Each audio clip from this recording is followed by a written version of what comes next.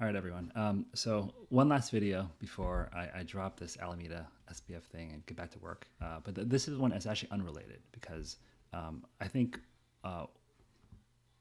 one thing that this whole thing has made me realize is just kind of take a step back and just think about, why are we here? What is the whole point of crypto?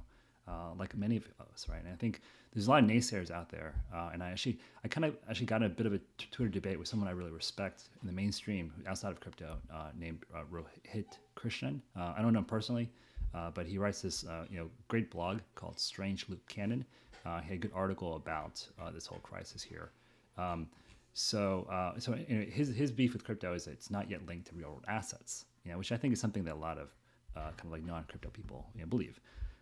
So I want to just take a moment and present, I guess, what I would call my grand unified theory of everything. So kind of like why I really believe crypto is going, and what it's kind of capable of, and like and all that kind of stuff. So here goes. And actually, as a caveat, I would say I will try to maybe explain this better in future videos or blog posts and so forth. But I feel like I just got to get this out, so I can more so for my own sanity, so I can just get it out there, so I can go back to work and not really think about this hopefully much anymore. So here goes. To me, I think you have to look at crypto as the evolution in terms of markets and going from analog to digital markets. Now, when a lot of people hear that, they think in terms of like engineering, right? Like, am I referring to going from like databases to blockchains, or going from more like centralized technology to more decentralized technology? But that's, in my opinion, the wrong lens. That's the engineering lens, and I'm more talking about the economic lens. So I'm talking about more like markets evolving from analog to digital in like economic terms. Kind of eventually we started with like barter transactions back in the day. They evolved into more, markets where people congregated, and then now we have like newer types of markets. So to me, but when I say digital markets, I actually mean something very specific, which is a digital market is a market that trades digital goods, where a digital good is something that has an observable traded price. Everyone can access that market. Everyone can buy and sell these digital goods at these prices. So what do I mean by digital goods? Obviously, you think of tokens. You got tokens, NFTs, but also dollars. The dollars you transact are a digital good with one another. Euros, so all currencies basically. But what about stocks? Those are digital. Those are paper certificates, but there's no reason why the ownership can't be digitized. Bonds are digital. So all the U.S. treasuries out there, mortgages, they're all digital. ETFs, funds, fund shares in your VC fund or whatever, shares in a company. All financial instruments, all financial assets are digital goods. So let's talk about digital markets then. So what was the first digital market? This article actually by Ben Thompson and Stratechery, this is actually the one that actually kind of sent me down the crypto rabbit hole. I read this and I was like, boom, I'm all in. And it took me a while to realize why. So what he writes about in this article is about the tulip craze in the 1600s. So apparently there was an article that this guy, UCLA economist Earl Thompson wrote. He talks about how the tulip bubble is actually fairly rational, because it sounds crazy to think, why would people pay so much for these tulips? But in fact, these are actually the options. So this price was actually the strike prices of the options, on tulip bulbs, or futures, I guess, if options paid by people out in the market. And apparently this is actually a rational decision, because what they were betting on was that Germany was in some war, and that if the war would win, then there would be all this demand for flowers, and so essentially it was a bet on the future price of these flowers in the event that Germany won the war. However, Germany suffered a crushing defeat, and the tulip price crashed because future expected demand for that asset crashed.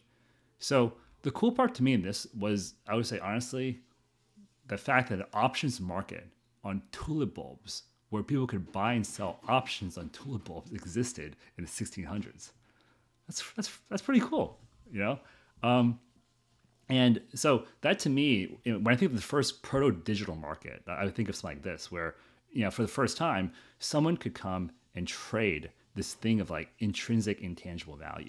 Because think of how crazy that was beforehand. Because like think of the markets that existed in the 1600s. It's like a bazaar with like merchants, walking around. So most people are trading, like sacks of grain or something, right? So it's something tangible, as you can see. And you get this one guy that's selling you options on tulip bulbs, right? He's like, hey, here's a piece of paper, this thing's gonna basically trade, and then when it goes up in value, you get the right to come back to me and buy this thing, all these tulips from me. So what you're paying for is not the ability, not these tulips right now. You're paying for the right for this piece of paper that comes back, that allows you to come back and buy them from me. Like think of how crazy that was in the early days of getting this market actually started.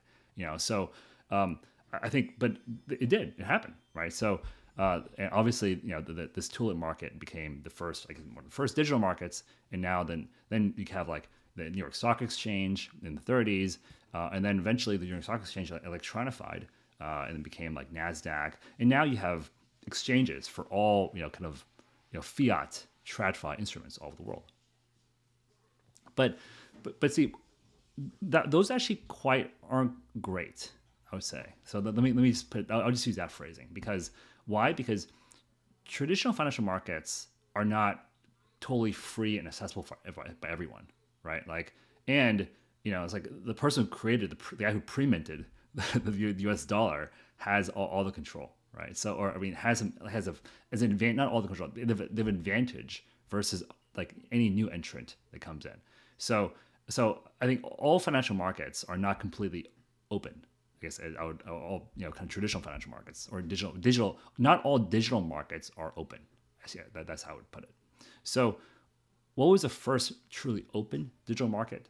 That of course was Bitcoin, and I think that's an example of why you can't separate, in my opinion, the digital good from the digital market itself, because the reason why Bitcoin had to be the first like real digital market was that it was both the digital good, the actual token itself, and the market, the blockchain that allowed that token to be kind of like have value and like retain value over time. Because like it's like, I would say one thing ultimately you can't escape the laws of financial gravity.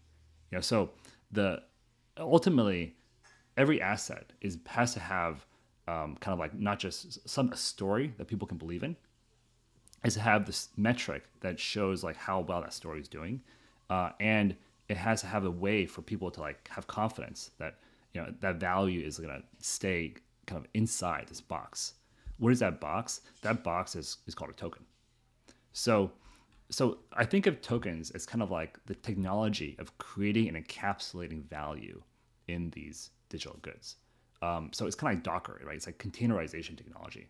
So I think that the issue with kind of like, I would say, with kind of this kind of framing where it's like, DeFi or crypto won't matter until it's linked yet to real world assets, is I think, in my opinion, the point is more like to take this container and actually have the market realize there's value in it. So whether it's real world assets or not, it doesn't matter. It's almost like the whole idea behind digital assets, whether it's stocks, bonds, etc., is to encapsulate value in a digital good. So right now, I think like I would say there's two ways of doing that. Really, there's like the centralized way where you have USDC, where you have like someone saying, hey, I put dollars in a bank, and now I create this currency called USDC, and that's what gives it value. But I think the more interesting way is more the token way, which is like you actually create a system that's completely transparent. It's on chain, but you can see how the rules work, and there's value in some asset created by that system. So an example there is like DAI and Maker, right? So DAI and Maker have value because DAI is a way for you to deposit ETH in a smart contract, lock it up and issue this token called DAI, which is clearly backed by the ETH. So the DAI has value. And the reason why Maker has value is Maker earns interest off of DAI, and the Maker holders act as a liquidity backstop for the whole system. So now I would say, if you can get everyone to use that system, now these assets, the DAI and the Maker have value, but also the USDC also has value too, because you do kind of need that centralized type of token as well for people to trade it. But I think that's why I think you kind of have to start with these digital goods, and creating the digital markets that then allow them to be traded, like Uniswap. Here's an example. Uniswap was actually the digital market, and then it issued a token called Uni, which represents kind of the ownership over that digital markets technology. So just like in Ethereum or in Solana, these different ecosystems, they're basically creating these new digital assets, which some are completely trustless, I guess, in the form of like a Bitcoin. Some are have more trusted in the case of like USDC. But the whole point is that the market is the one that's injecting value into it by trading it and by actually just buying it and having confidence that these like trustless digital structures actually work, and that they're going to be improvement upon like the analog, or the less digital kind of structures we have out there in the financial world.